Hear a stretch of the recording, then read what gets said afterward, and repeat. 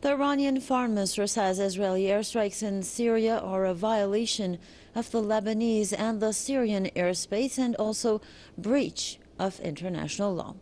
In an interview with the German newspaper, Mohammad Javad Zarif criticized as dangerous Israel's, quote, adventurism in the Middle East. Zarif said he could not rule out the possibility of a military conflict between Iran and Israel in the region. He added that Iranian advisors are in Syria at the invitation of the Syrian government. Earlier, Zarif warned that Tel Aviv is seeking war in the Middle East.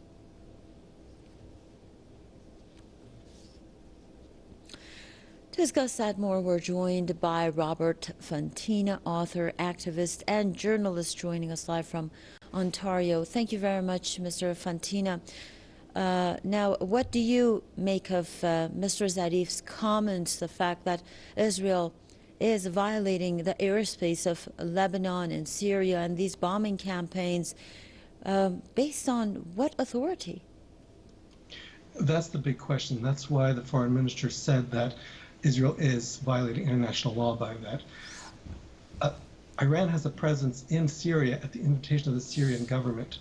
Therefore, that is in complete compliance with international law. Israel is bombing Syria in violation of international law, violating its airspace, and really the term adventurism that the foreign minister used, I think, is very appropriate, because it appears that the Israeli government wants to see just how far it can push Iran and the rest of the world before there's a very deadly confrontation.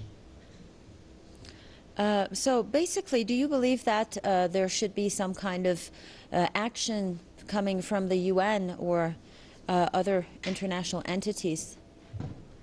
Absolutely.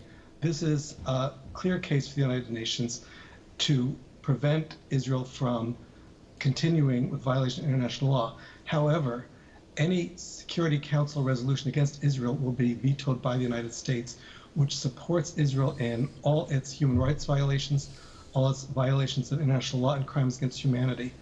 So while the Security Council would be helpless to do anything, the General Assembly could at least vote, and it would be an overwhelming vote, I'm sure, in opposing Israeli actions, and that would help to further ostracize the Israeli regime within the world community. Thank you very much, Mr. Robert Fantina, author, activist, and journalist, joining us live from Ontario.